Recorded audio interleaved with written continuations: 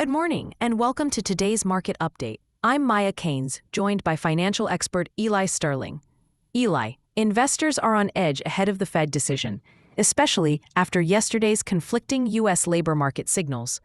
Job openings hit a 5-month high, yet layoffs are increasing. How should we interpret this mixed bag? Thanks, Maya. That's a great point. What we're seeing is a labor market that's simultaneously tightening and loosening, a paradox that makes the Fed's next move all the more uncertain. While job openings rising to a 5-month high sounds bullish, the increase in layoffs tells us companies are still cautious. The Fed may want to cut rates, but they're boxed in by sticky inflation and a resilient labor market. And speaking of big headlines, SpaceX is reportedly planning a mega IPO, aiming to raise over $30 billion, potentially the largest listing in history. What kind of ripple effect could this have on global markets? This is massive, literally and figuratively. A $30 billion IPO would inject serious liquidity into the market. If retail and institutional investors pile in, we could see rotation out of growth sectors like tech and crypto. But it also depends on how the Fed handles monetary policy. If rates stay higher for longer, even a SpaceX IPO might struggle to gain traction. Let's pivot to crypto.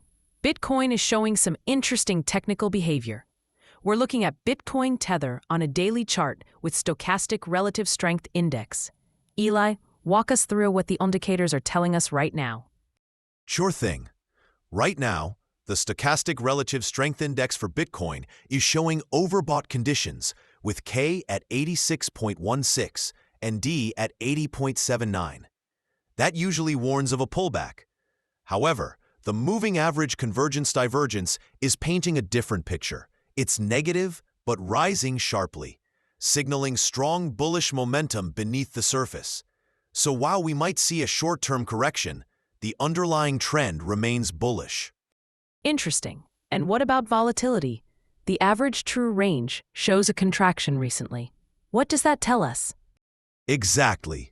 The average true range has dropped from over 3,700 to 3,395, which indicates a volatility squeeze. Typically, this is followed by a breakout. Either way, traders should prepare for a sharp move. Tighter stop losses may be appropriate here, given the lower volatility. Let's zoom in on Ethereum. Ethereum Tether is also drawing attention. The moving average convergence divergence just crossed above zero, and the on-balance volume is trending upwards. Is Ethereum signaling a breakout? Absolutely. The moving average convergence divergence crossing above zero is a strong bullish signal, and the on-balance volume breaking above its simple moving average confirms accumulation. This suggests that large players are accumulating Ethereum. If price breaks above the 0% Fibonacci level at $3,445, we could see Ethereum rally toward 3,600 or even 3,800. Switching gears to stocks, NVIDIA is in focus again. On the 4-hour chart, it looks like it's consolidating after a strong move. What's your read, Eli? Yes, NVIDIA is consolidating near the top of its recent range, with support around $183 to $184, and resistance at the $188 high. Volume surged during the breakout to $188, so there's institutional interest. A pullback to support could offer a great re-entry point for trend followers. Before we wrap up, let's touch on metals. Gold and silver are under pressure. What's driving this trend?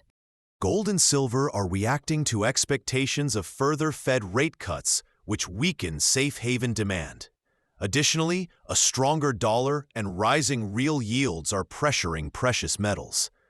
Until we see a dovish pivot from the Fed, metals will likely remain range-bound or underperform. Thanks, Eli. Here are today's key takeaways. Watch for volatility in Bitcoin as StochRSI hits overbought levels. Ethereum may be preparing for a breakout, with moving average convergence divergence turning positive. NVIDIA is consolidating, with potential for a bullish pullback, and metals remain under pressure amid Fed uncertainty. Join us tomorrow for more updates. I'm Maya Keynes. See you then.